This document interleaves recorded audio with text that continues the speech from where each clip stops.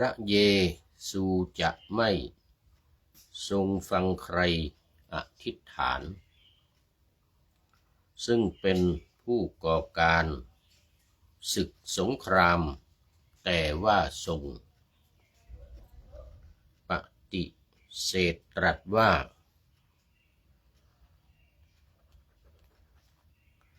แม้เจ้าจะตะโกนส่งอธิษฐานมั่นคงอย่างมากมายสักเพียงใดเราก็จะไม่ฟังเพราะมือทั้งสองเจ้าได้เปื้อนเลือดแดงฉานไงเนื่องจาก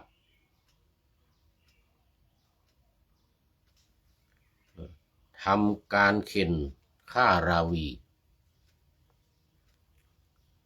สมเด็จพระสันตะปาเล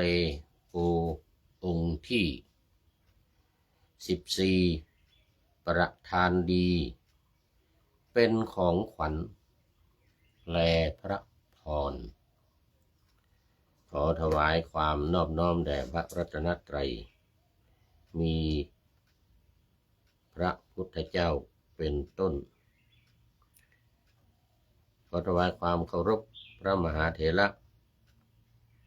พระเถรานุเถระ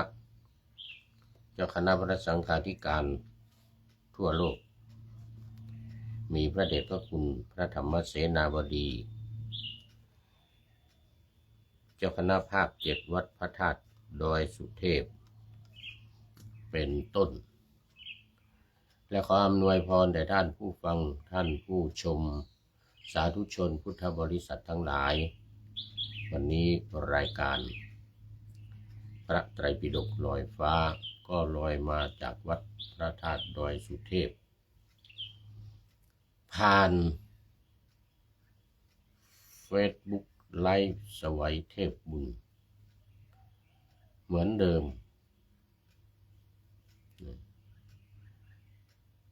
ล่วงหน้ามา1 วัน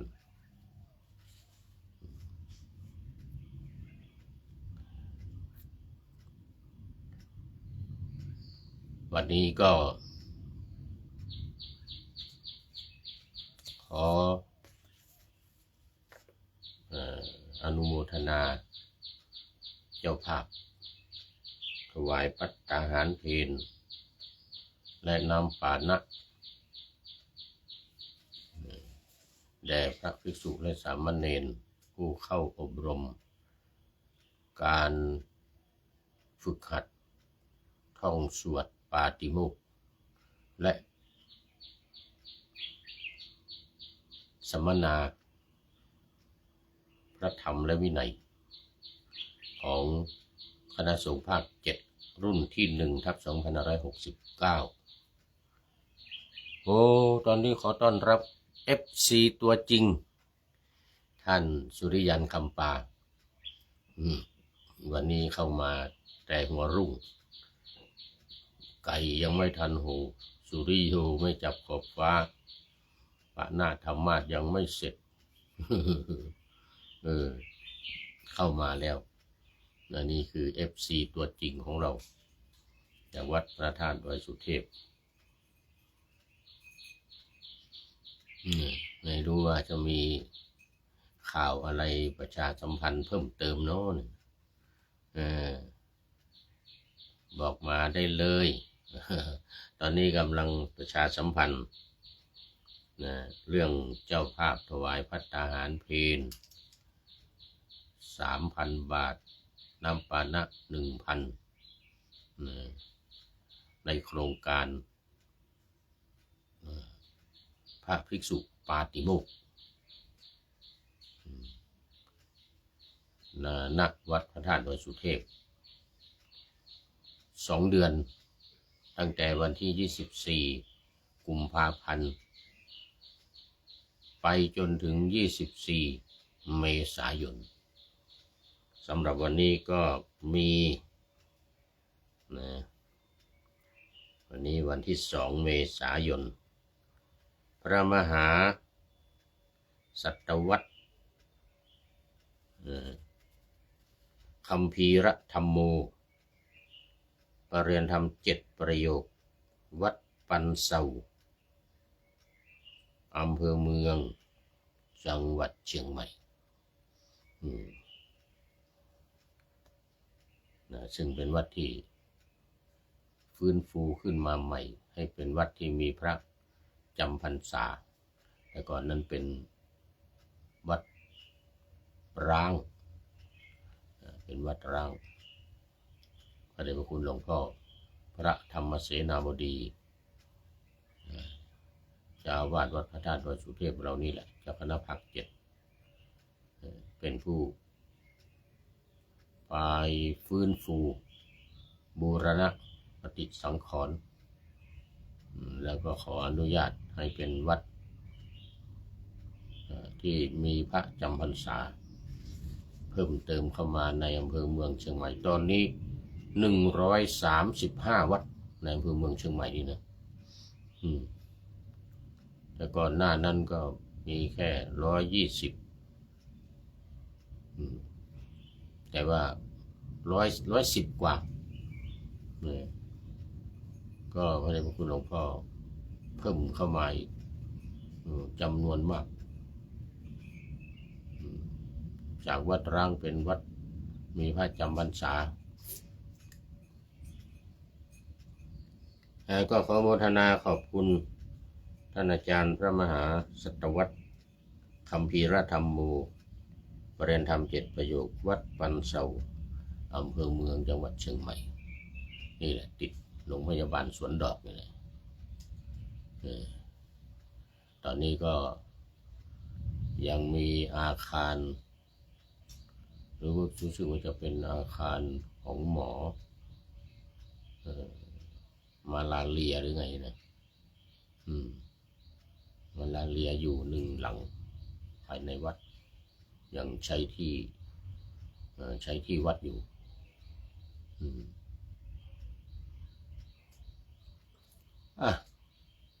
สำหรับท่านที่จะเป็นเจ้าภาพมีความประสงค์จะเป็นเจ้าภาพเพิ่มเติมร่วมกับเจ้าภาพที่มีอยู่ในจำนวนที่เหลืออยู่เนี่ยอีก24 วันขอให้ติดต่อมาที่อาจารย์พระมหาสกลวิโรจนกิตติปรริยนธรรม9 ประโยคเลขานุการเจ้าคณะภาค 7ประธานโครงการอบรมฝึกหัดพระภิกษุปาติโมกข์หมายเลขโทรศัพท์0918599053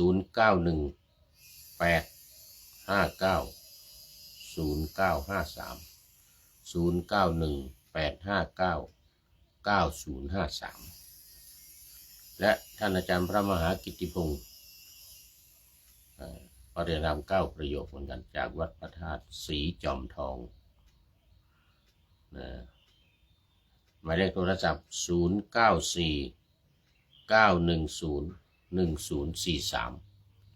0949101043ตามอัธยาศัยหรือไม่สามารถที่จะมาประเคนด้วยมือได้ก็โอนเข้าที่ธนาคารกสิกรไทยนามวัดพระธาตุดอยสุเทพหมายเลขบัญชี211-280-6698 211-280-6698ตามอัธยาศัยร่วมกับคณะสงฆ์ภาค 7จังหวัดเชียงใหม่จังหวัดลำพูนและจังหวัดแม่ฮ่องสอนตอนนี้ขอต้อนรับพระเดชพระคุณหลวงพ่อสุทธิสงึมรำจากจังหวัดบุรีรัมย์มาแล้วเป็นอันดับ 2อันดับ 3ท่านอาจารย์อารักษ์สัมปยุกโคตอันนี้อำเภอลีจังหวัดลำพูนอำเภอลีจังหวัดลำพูน ไปเป็นเจ้าอาวาสวัดเดี๋ยวกันลืมไปแล้วนี่หลวงพ่อบอกอยู่เมื่อวันก่อนหลวงพ่อพระครูโคสิทธิปริยัติยาภรณ์นี่วันนั้นไปเที่ยวจังหวัดลำพูนอำเภอลีวัดบ้านปางวัดพระบาทผาน้ำหลายวัดเพราะนั้นนะเหลือแต่วัดของท่านอารักษ์เนี่ยไม่ได้ไปโมทนามาแล้วหลวงพ่อสุทธิสงมลำหัวใจแดงใสๆมาแล้วโมทนาขอบคุณมากนะสำหรับวันนี้เข้ามาสู่เนื้อหาสาระธรรมะกันเลยเดี๋ยวมัวโอเอวิหารลายเสียเวลาจะไม่จบ วันนี้ก็ยังอยู่ในวัตถปิฎกเล่มที่20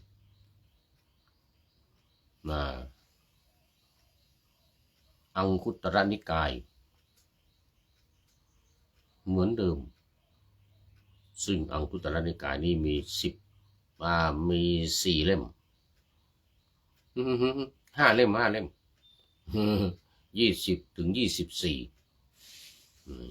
21 22 23 24 5 เล่มกำลังเล่มที่20ใกล้จะจบแล้วหลายสูตรละแต่บางสูตรก็ยาวนะวันนี้สูตรที่7สังคตลักขณสูตรพระไตรปิฎกเล่มที่21หน้าที่92ว่าด้วยลักษณะที่ถูกปัจจัยปรุงแต่งนี่นะปัจจัยปรุงแต่งก็เป็นธรรมนิยามนะคนจริงเป็นธรรมชาติที่เที่ยงแท้แน่นอนนะที่มีปัจจัยปรุงแต่งนี่นะแล้วก็มันจะคู่กันกับลักษณะของสังคตะลักษณะที่สังคตะลักษณะที่ไม่มีปัจจัยปรุงแต่งนี่สำคัญมากในทางพระพุทธศาสนาที่พระพุทธเจ้าตรัสรู้ก็นี่แหละเพื่อจะเข้าสู่อสังคตธรรมเพราะนั้นธรรมมี2 อย่าง1สังคตะ2อสังคตะสังคตะนี่แปลว่าการปรุงแต่งนะสังขารนี่ของเราเนี่ยนะที่เราว่าสังขาร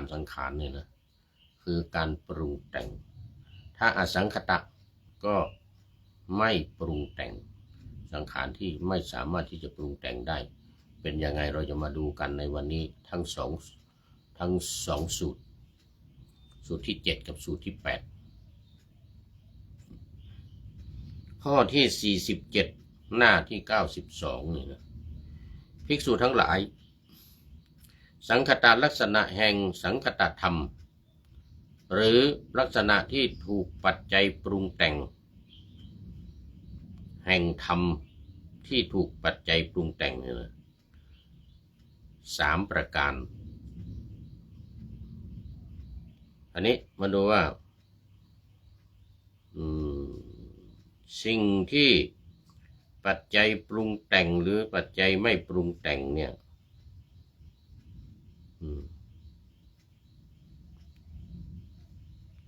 เขาเรียกว่ามันเป็นอริยบุคคลและบุคคลธรรมดาหรือปุถุชนนะบุคคลที่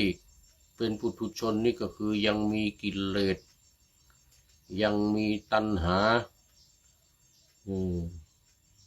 ราคะโทสะโมหะสังโยชน์อะไรต่างๆทั้งหลายนี่ครบบริบูรณ์สังโยชน์10 ประการนี่ตั้งแต่สักกายทิฏฐิเป็นต้นไปจนถึงอวิชชานี่10 อย่างนี่ ครับบริบูรณ์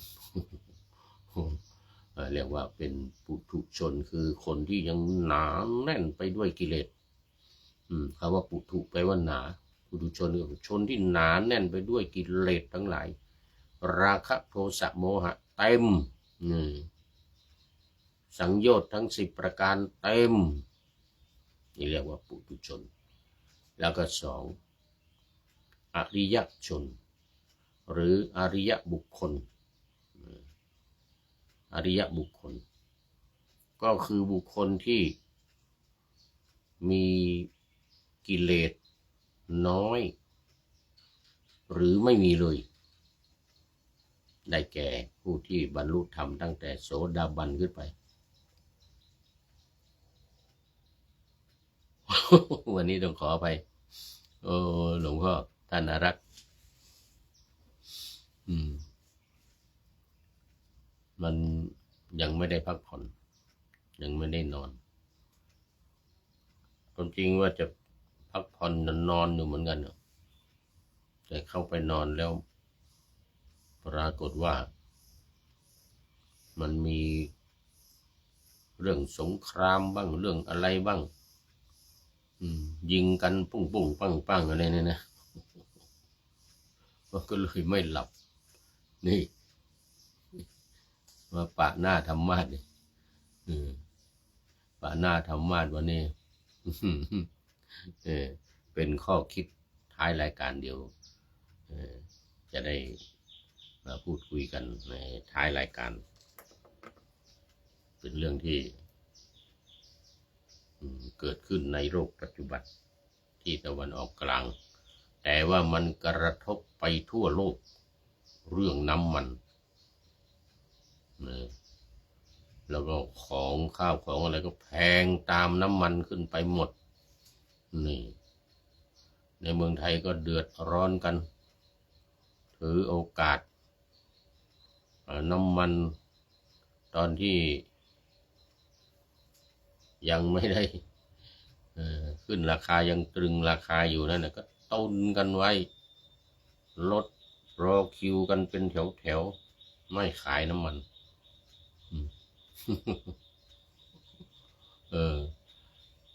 มันมีหลายอย่างนะไอ้ผลกระทบเนี่ยนะ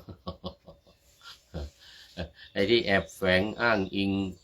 สถานการณ์โลกทั้งที่ว่าในประเทศเรายังไม่เดือดร้อนนี่นะมันก็อาศัยเขาเรียกว่าน้ำอาศัยฝนอะไรอย่างเงี้ยนะโอ้เยี่ยวปลอมฝน ทางภาคเหนือนี่มีอย่างนั้นนะเยี่ยวปลอมฝนไอ้ฝนนี่ตกไม่เท่าไหร่หรอกเยี่ยวใส่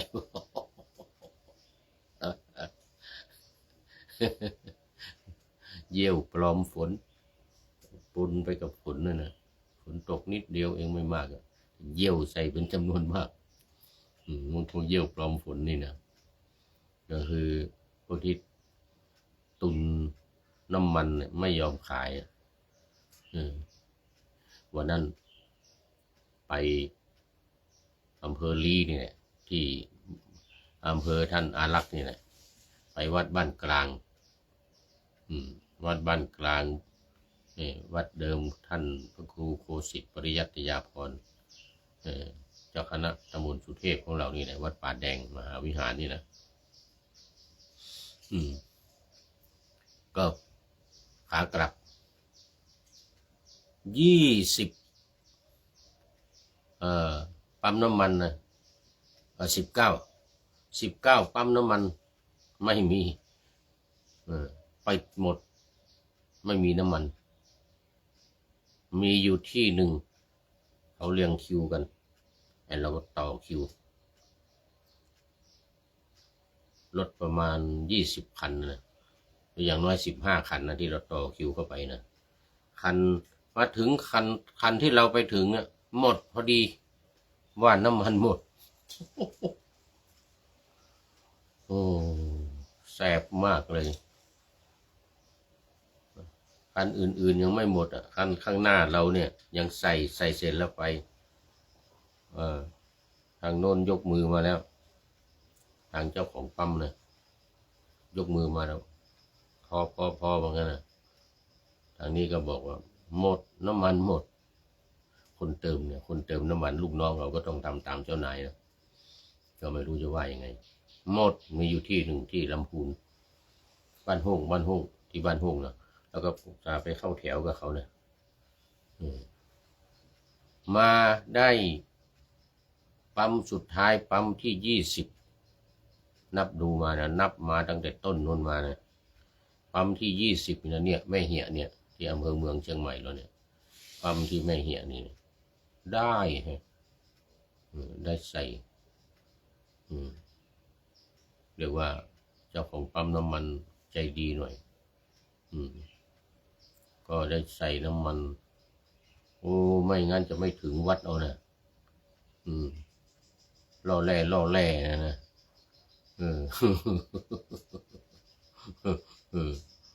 เนี่ยเรียกว่าเงี้ยวปอมฝนนี่นะ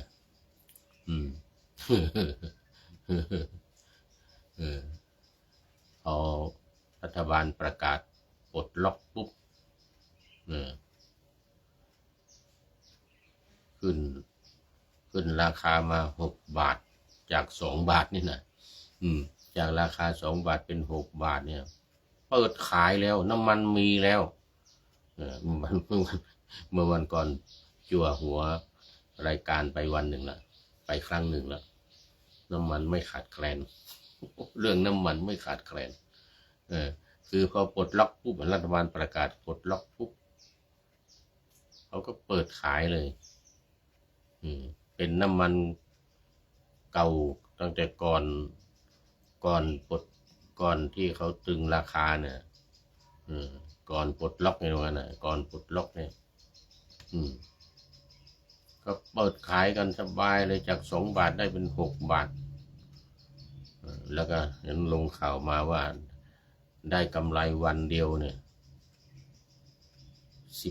14 ล้านบาทได้กำไร14 ล้านบาทวันเดียวโอ้มหาศาลก็ทั้งประเทศทั้งประเทศรอคิวกันทั้งประเทศไม่ขายไม่ได้ไปกันไหนไม่ได้ไปกันไปไหนก็ไม่ได้ไปกันคนที่มาวัดพระธาตุดอยสุเทพนี่ก็ลดจำนวนลงเป็นอย่างมากมายลดจำนวนลงมีน้อยมาสดแซ่ดไม่มีน้ำมันไม่มีน้ำมันใส่รถเขาก็ไม่มาทัวร์ก็แคนเซิลกันหมดนี่เรื่องมันเป็นอย่างนั้น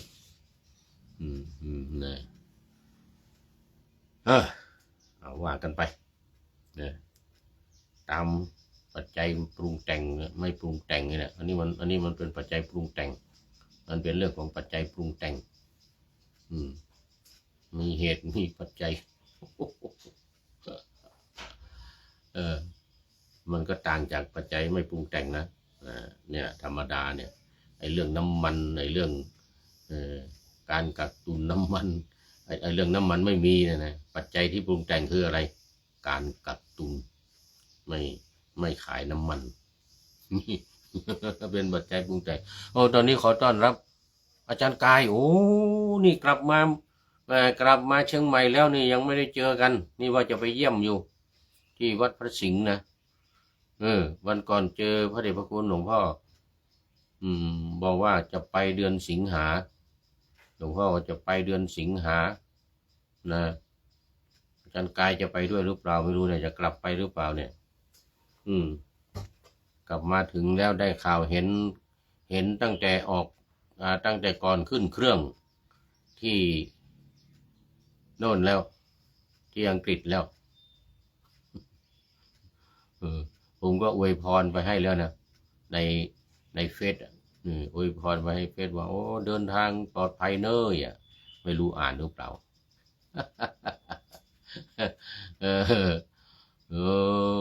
เดี๋ยวเจอกันปีใหม่เนี่ยเดี๋ยวปีใหม่นี่จะไปคารวะ เดี๋ยวเจอกันที่วัดพระสิงห์เดี๋ยวเจอกันขอบคุณมาก ที่อุตส่าห์เข้ามาในไลน์นี่กลับมาจากอังกฤษแล้วมาจากUKแล้วไปเมื่อไหร่บอกเนอะไปเมื่อไหร่บอกท่านพระครูอาจารย์ธีรศักดิ์บอกผมให้ไปแล้วเดือนมิถุนายนนะบอกว่าให้ไปร่วมงานเหมือนกันนะจะจัดงานใหญ่เหมือนกันนะเห็นว่าจะฉลองอุโบสถด้วยว่างั้นนะฉลองยังไงวันประกาศมาว่ามุงหลังคายังไม่เสร็จ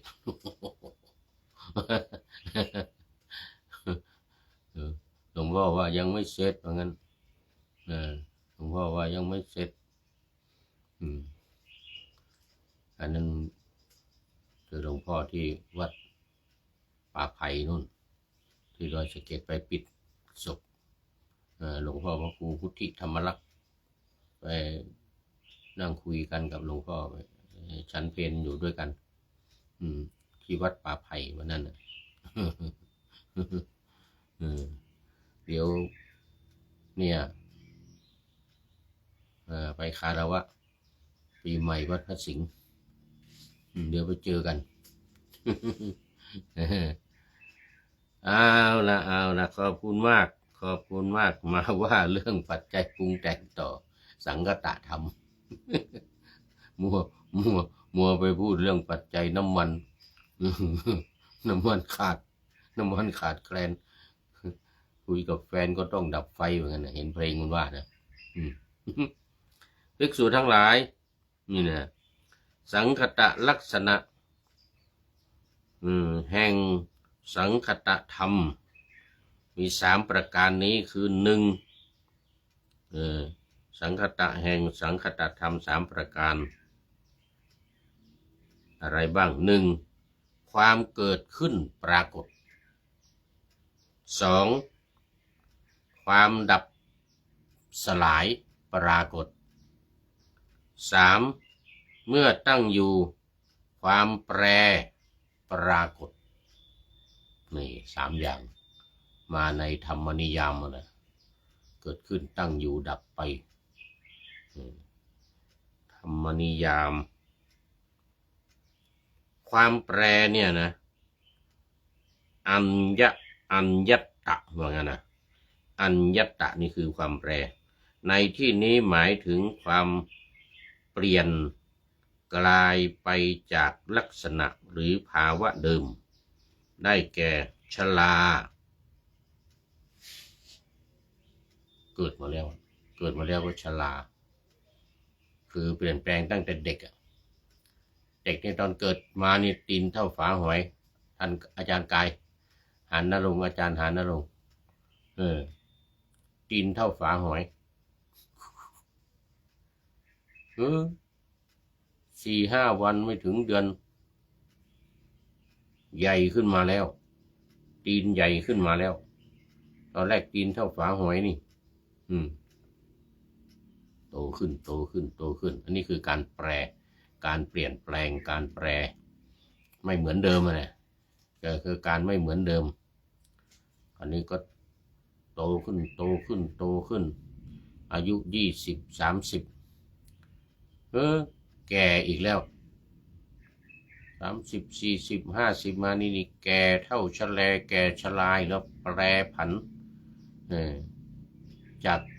ากเกิดมาตัวเล็กๆเนี่ยโตขึ้นแล้วก็แก่ไปแล้วชราพราบเข้ามาเหมือนนักประพันธ์เขาเขียนไว้โอ้ดอกบัวแดงต้องแสงยามเช้าบานแย้มยั่วเย้าให้เขาเฝ้าชมมือนะแสงแดดแผดส่องบัวทองต้องตรุมเกสรกรีบกลุ่มเกรียมแห้งโรยราคนเราถือเอากำเนิดเป็นคนมาเกิดวัยแรกงามตาล่วงการนานเข้าวัยเท่าชราผมเผ่าแข้งขา เนื้อหนังแปรผันเน่เนื้อหนังแปรผันดอกบัวเช้าสายกลับกลายฉันใดหนุ่มแก่คราไหนกลับกลายฉันนั้นตั้งจิตคิดตรองทั้งสองเหมือนกันทุกค่ำคืนวันมันคิดเถิดเอ่ย นี่คือการเปลี่ยนแปลงการแปรไปดอกบัวนี่เกิดมาออกมาตอนเช้าถูกถูกถูกแสงแดดก็บานสะพรั่งตอนบ่ายมาเหี่ยวแล้วเหี่ยวแห้งโดยเฉพาะดอกบัวแดงนะเมื่อกี้เขาบอกว่าดอกบัวแดงก็คือบ้านเราเรียกว่าดอกป้านดอกป้านที่มันเป็นสี่เหลี่ยมมันเป็นสี่เหลี่ยมขนาดเนี้ยขึ้นมาอย่างเงี้ยพอมันสายมาหน่อยแล้วไม่ต้องตอนบ่ายสายมาหน่อยไอ้กลีบข้างสี่ข้างนี่มันก็แบะลงมาแล้วเหี่ยวแห้งกลับกลายฉันไหนหนุ่มแก่คราไหนกลับกลายฉันนั้นคุณหนุ่มหรือคุณแก่ก็มีความเปลี่ยนแปลงเปลี่ยนไปนะทุกเวลาตลอดเวลาหูตาฝ้าฟางจากที่ใสเนี่ยอย่างตอนนี้ผู้พูดเนี่ยกำลังหยอดยาอยู่ทุกวันเนี่ยไอ้แค่น้ำตาเทียมก็วันละ4 ครั้งเช้ากลางวันเย็นกลางคืนก่อนนอนแล้วก็มียาหยอดข้างนี้อีกเช้ากับเย็นตอนเช้าพอหยอดน้ำตาเทียมเรียบร้อย5 นาทีจานกาย5 นาทีเนี่ยนะต้องหยอดยาเข้าไปทันทีหลังจาก5 นาทีตอนเย็นก็เหมือนกันหยอดน้ำตาเทียมเรียบร้อยเตรียมยาไว้เลยดูเวลา5 นาทีหยอดยาเข้าไปเนื่องจากว่าหมอพบมันมีจุดดำแดงว่างั้นน่าจะเป็นเหมือนกับเลือดเหมือนกับอะไรจะเป็นก้อนอยู่นี่นะสงสัยมันจะเป็นต้อหินเพราะฉะนั้นต้องละลายต้องหยอดยาเข้าไปไอ้ตา2 ข้างเนี่ยมันต้องใส่น้ำตาเทียมไว้ตลอดน้ำตามันดูจะแห้งหรือไงก็ไม่รู้นะหมอก็ให้ใส่น้ำตาเทียมวันละ4 ครั้งแล้วก็หยอดยาเข้าไปละลายก้อนเลือดหรือก้อนอะไรแดงๆที่ว่าอยู่ข้างในน่ะดำๆนะให้มันละลายไปเดี๋ยววันที่10เนี่ยนี่วันที่10นี่จะไปหาหมอนัดละ3 เดือนมาแล้วหยอดยามา3 เดือนแล้วถ้าเป็นภาษาบ้านเราก็แบบว่าอะไรเขาเรียกว่านอนหยอดข้าวต้ม อาจารย์กายนอนหยอดข้าวต้ม โอ้นี่ขอต้อนรับนิพนธ์โอ้เป็นพระอีกแล้วเป็นพระโอ้สาธุตอนเช้าก็มาคนหนึ่งเป็น FC ใหม่นิพนธ์ธีรพัทโทนี่เป็นพระนิพนธ์ธีรพัทโทโอ้โมทนาขอบคุณมากไม่รู้มาจากไหนเดี๋ยวจะต้องเข้ามาดูโปรไฟล์ก่อนเดี๋ยวดูโปรไฟล์ได้ไม่ยากนิพนธ์ธีรพัทโทโหขอบคุณมากตามอาจารย์กายมาเลยตามอาจารย์กายเข้ามาโหวันนี้เยอะแล้วนี่วันนี้ก็มาเยอะแล้วผ่านไปแล้วไม่รู้เท่าไหร่ละโอ้ไม่เป็นไรเดี๋ยวให้จบ2 สูตรนี้ให้จบ เดี๋ยว2 สูตรนี้จะไม่จบสังคตะธรรมกับอสังคตะธรรมสังคตะสูตรกับอสังคตะสูตรนี่ก็1ความเกิดขึ้นป ปรากฏเนี่ยทุกสิ่งทุกอย่างในอย่างที่ปัจจัยทั้งหลายเนี่ยที่มันเรียกว่าเป็นสังคตะเนี่ยที่มันมีปัจจัยปรุงแต่งนี่นะมันจะเกิดขึ้นทั้งนั้นมาเริ่มต้นเกิดขึ้นนาฬิกาก็เริ่มเลยว่าจาก6ตื่นมาสมมติเราตื่นมา6 นาฬิกาเนี่ยนะมันก็จะไปแล้ว7 นาฬิกา8 นาฬิกา9 นาฬิกาไปเรื่อยๆเปลี่ยนแปลงไปเรื่อยๆมันเกิดขึ้นแล้วมันเปลี่ยนแปลงไปพระอาทิตย์ขึ้นแล้วทิศตะวันออกเดี๋ยวทิศตะวันออกทางไหนนี่ทิศขึ้นตะวันออกก็ขึ้นไปเดี๋ยวก็ไปตอนกลางวันเดี๋ยวตอนเย็นตกอีกแล้วเนี่ยเกิดขึ้นระหว่างตั้งข้อที่2ดับไปว่างั้นนะข้อที่2ความดับสลายปรากฏระหว่างเมื่อตั้งอยู่ความแปรปรากฏภิกษุทั้งหลายสังคตะแห่งสังคตะลักษณะแห่งสังคตะธรรม3 ประการอย่างนี้แลว่างั้นนะ นี่เรื่องมันขณะที่ตั้งอยู่เนี่ยนะมันก็จะแปรปรวนเปลี่ยนแปลงไปเรื่อยเนาะไม่อยู่คงที่เข้าลักษณะไตรลักษณ์คืออนิจจังข้อแรกข้อที่1นะมันมีความเปลี่ยนแปลงเป็นธรรมดานะมันไม่คงทนไม่อยู่กับที่ย่อมมีการเปลี่ยนแปลงตาหูจมูกลิ้นกายของเราเนี่ยมันเปลี่ยนแปลงไปเรื่อยๆแล้วแต่ก่อนตานี่นะมองไปไกลได้สบายโตขึ้นมองไม่เห็นนี่ครับมันไกลสายตาสั้นต้องไปตัดแว่นใส่จนทุกวันเนี่ยตัดแว่นใส่วันนั้นสุดท้ายไปที่วัดดอยสะพันยูแม่ค้ามาแล้วแม่ค้าตัดแว่นตามาวัดดูมาอะไรเปลี่ยนสายตาให้จาก125ตอนนี้เป็น175เป็น175คือมันสั้นลงแต่เราดูอ่านหนังสือนี่สบายไม่ต้องใส่เนี่ยอ่านหนังสือนี่สบายเลยแต่เวลามองไปไกลมันไม่เห็น เห็นเหมือนกันแต่มันไม่ชัดมองไปไกลนี่นะไม่รู้ว่ามันเป็นใครหน้าตานี่มันจำไม่ได้นะถ้าอยู่ไกลถ้ามาใกล้ๆจำได้แล้วนี่มันเป็นอย่างนี้มันเปลี่ยนแปลงไปเรื่อยๆเดี๋ยวไม่รู้ว่ามันจะขยายไปอีกเท่าไหร่จะสั้นลงมาอีกเท่าไหร่เดี๋ยวแม่ค้าแว่นตาจะมาอีกละวันนั้นดอยสะพันยูก็หมดเงินไปละเปลี่ยนเลนส์แว่นตา แล้วก็ใส่อะไรก็ไม่รู้ว่ามันถนอมสายตาว่างั้นนะไอ้ที่มันราคาแพงนี่มันถนอมสายตาว่างั้นนะ มันถนอมสายตาอยู่แล้วสีมันดูจะเปลี่ยนไปหน่อยมั้งในเวลาอยู่ในร่มถ้าออกนอกมันจะเป็นสีชาสีอะไรเปลี่ยนไปนิดนึงไม่มากแต่พอเข้ามาในร่มนี่มันก็จะเป็นสีขาวอะไรทำนองเนี้ยอธิบาย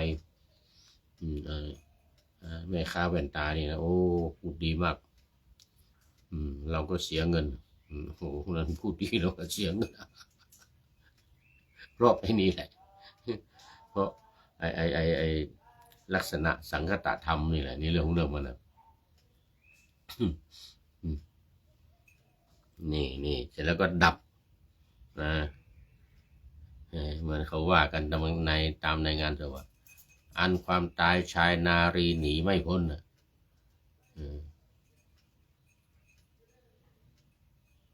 ทั้งรวยทั้งจนก็ต้องตายกลายเป็นผีอะไรทำนองนี้นะคือมันเกิดขึ้นแล้วมันก็ดับ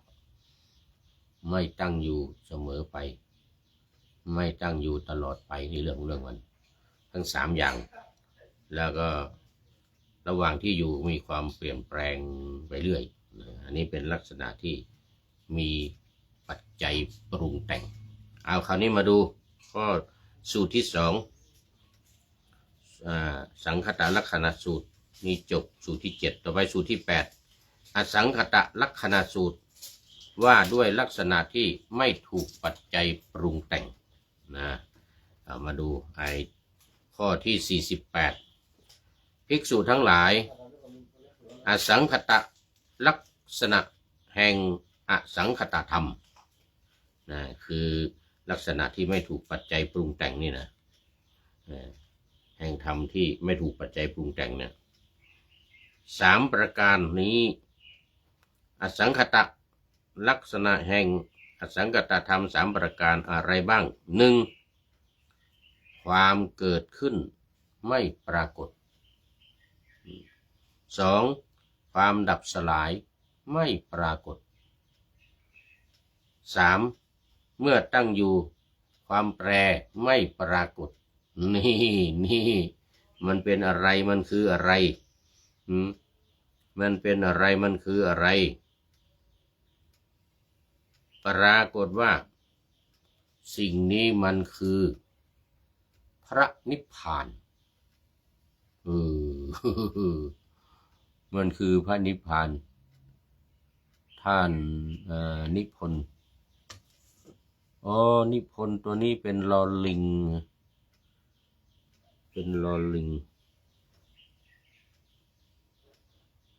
ไม่ใช่นอนหนูนี่ปกตินิพนธ์นี่มันจะเป็นนอนหนูแต่นี้นิพละนิพนธ์นอลอลิง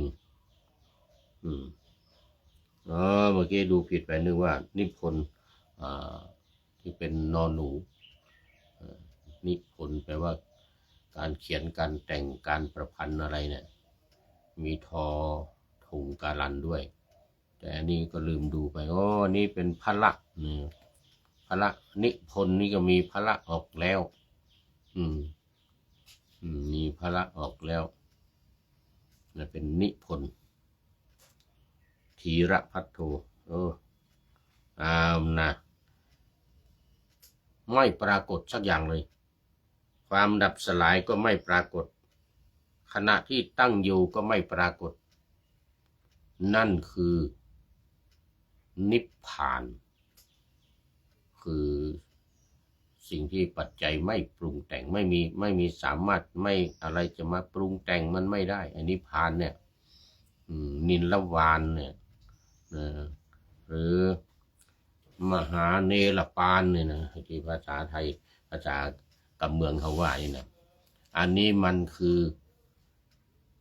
ไม่เกิดไม่แก่ไม่เจ็บไม่ตายสภาวะที่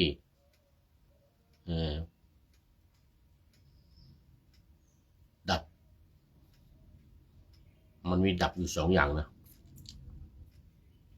คือกิเลสดับอย่างหนึ่งแล้วก็2เนี่ยสังขารเดี๋ยวก่อนในขันธ์5เนี่ยไอ้รูปที่เราเห็นอยู่นะเวทนาความรู้สึกสัญญาความทรงจำได้สังขารการปรุงจิตใจนี่นะเป็นบุญเป็นบาปไม่ใช่บุญไม่ใช่บาปนี่นะแล้วก็วิญญาณขันธ์5ทั้ง5อย่างเนี้ยทั้ง5อย่างเนี้ยมันมีอยู่นิพพานแต่กิเลสดับแต่ขันธ์5นี่มันยังมีอยู่เขาเรียกว่า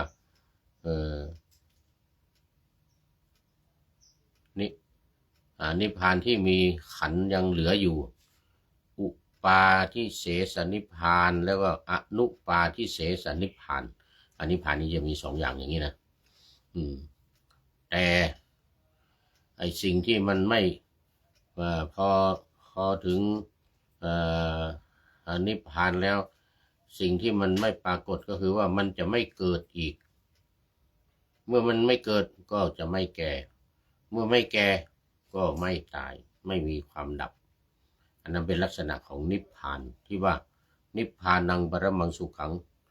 พระนิพพานเป็นสุขอย่างยิ่ง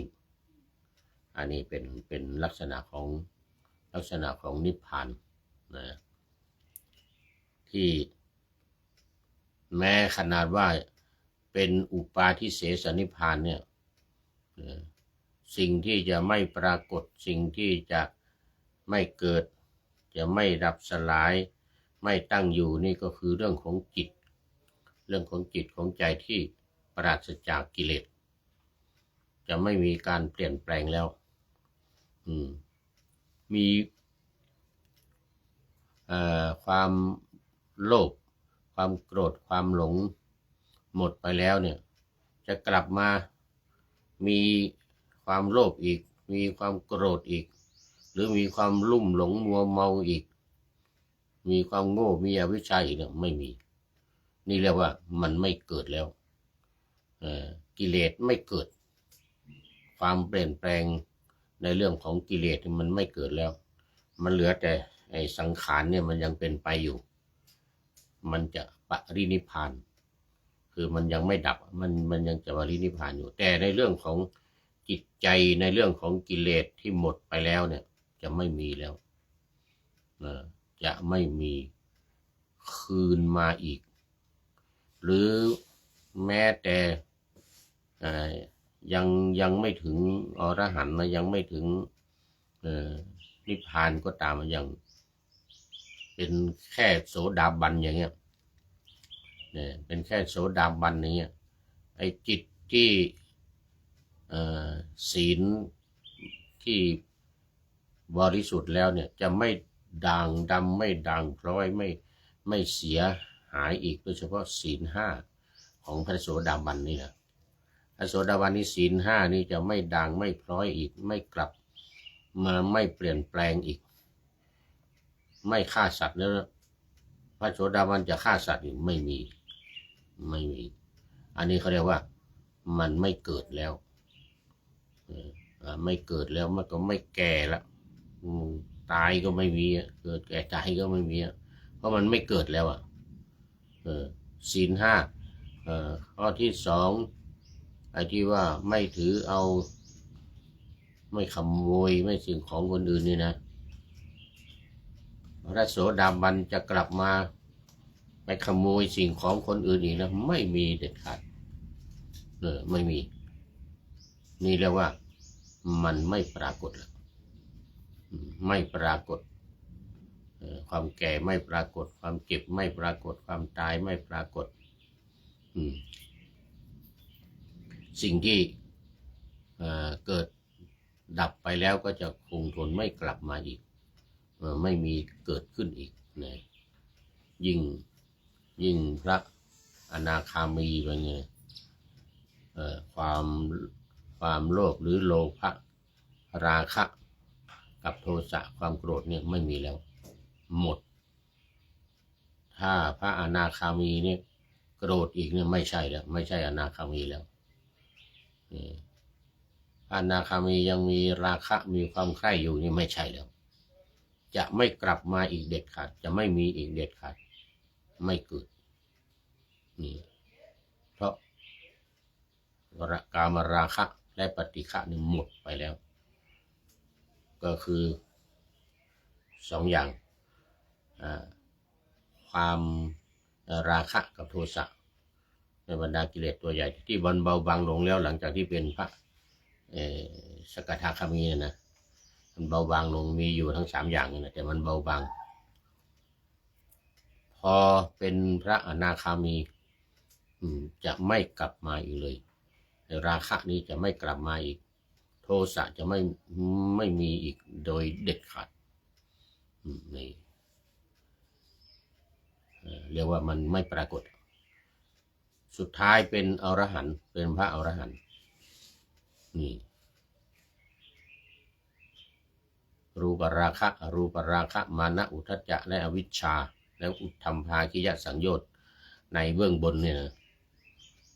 จะไม่ปรากฏอีกโดยเด็ดขาด จะไม่ปรากฏอีกโดยเด็ดขาดโดยเฉพาะอวิชชาอย่างที่ว่าเนี่ยนะเมื่ออวิชชาไม่มีสังขารก็ไม่มีวิญญาณก็ไม่มีนามรูปสลายจรณะผัสสะตัณหาอุปาทานภพชาติไม่มีสักอย่างเลยมันดับไปหมดแล้วไม่มีมันมีการปรุงแต่งอีกไม่มีการปรุงแต่งที่เรียกว่าอสังขตะเนี่ยที่เรียกว่าอสังขตะไม่ปรุงแต่งไม่มีปัจจัยอะไรมาปรุงแต่งให้มีอีกคืออวิชชาไม่มีแล้วอย่างเป็นพระอรหันต์เนี่ยอวิชชาไม่มีแล้วต่อไปมันจะไปปรุงแต่งสังขารวิญญาณนามรูปผัสสะสลายตนะอายตนะอะไรต่างๆมันไม่มีเลยไม่มีจะไม่เกิดอีกนี่เรียกว่าไม่ปรากฏไม่ปรากฏ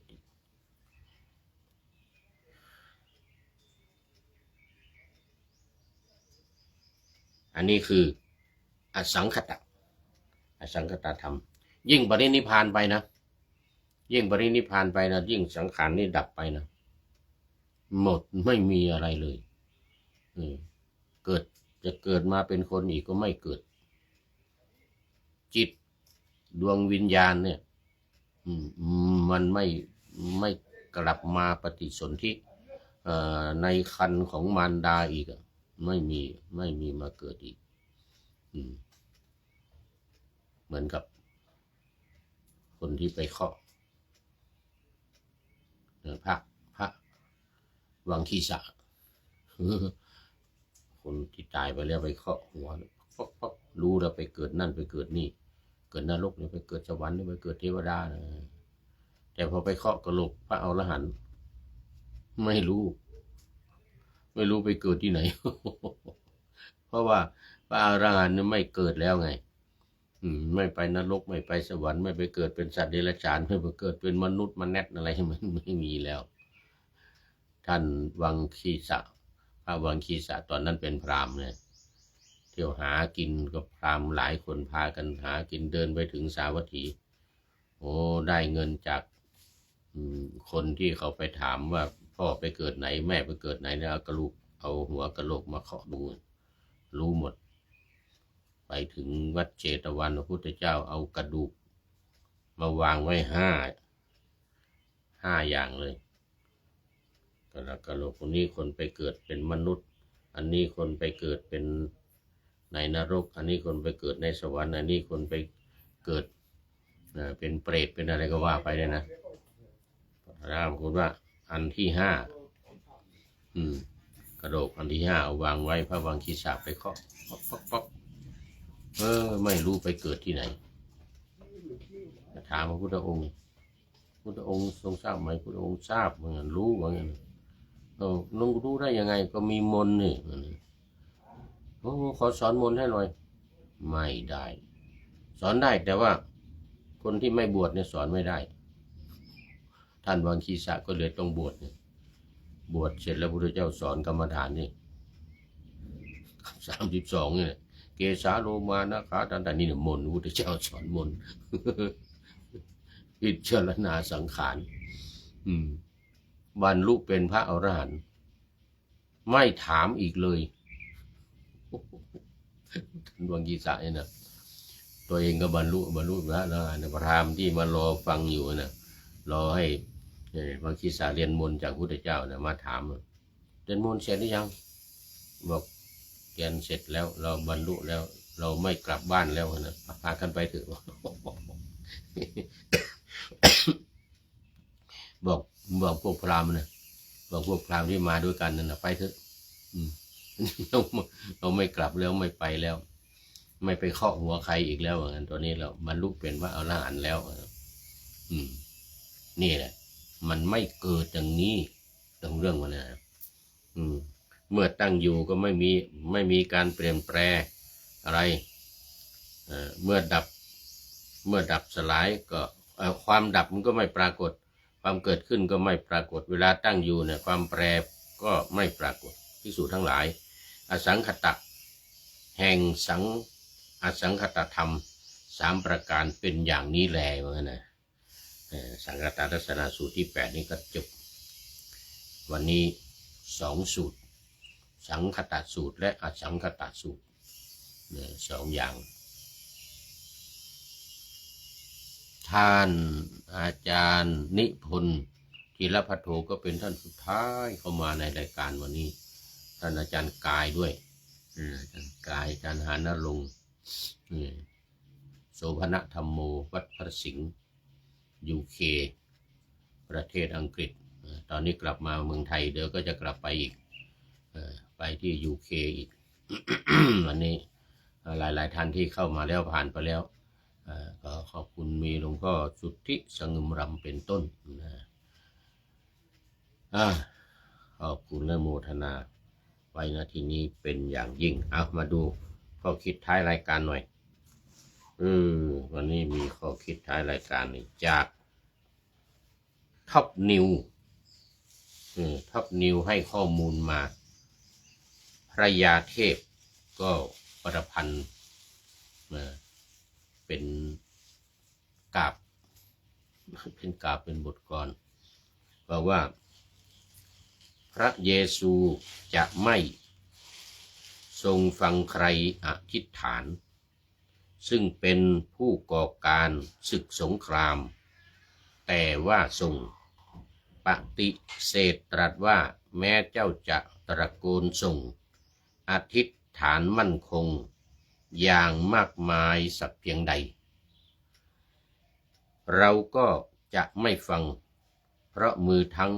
สองเจ้าได้เปื้อนเลือดแดงฉานไงทำการเข็นฆ่าราวีว่างั้นนะว่าไปโน่นทางตะวันตกทางสหรัฐผู้ก่อสงครามและอิสราเอลที่พากันก่อสงครามมาไปเข็นฆ่าคามาเนอีผู้นำสูงสุดของอิหร่านพร้อมด้วยเจ้าหน้าที่ระดับสูงอีก48คนทีเดียวเลยไปหย่อนโทมาฮอกวันที่28กุมภาพันธ์ที่ผ่านมาเนี่ยพวกนี้แม้จะอธิษฐานยังไงก็ไม่ฟังเหมือนกันนะพระเยซูไม่ฟัง สมเด็จสันตะปาปาว่าสมเด็จสันตะปาปาเลโอที่14สมเด็จสันตะปาปาว่าเขาจะอธิษฐานยังไงก็ไม่ฟังเหมือนกันนะเนี่ยสมเด็จเดี๋ยวก่อนเนี่ยเป็นข้าราวีสมเด็จพระสันตะปาปาเลโอองค์ที่14ประธานดีเป็นของขวัญหรือพระพรเป็นของขวัญแรกพระพรจากสมเด็จสันตะปาปา